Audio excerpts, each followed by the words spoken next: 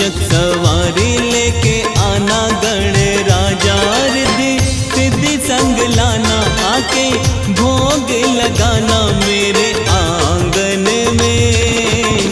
आंगन में मूषक सवारी लेके आना गण राजा,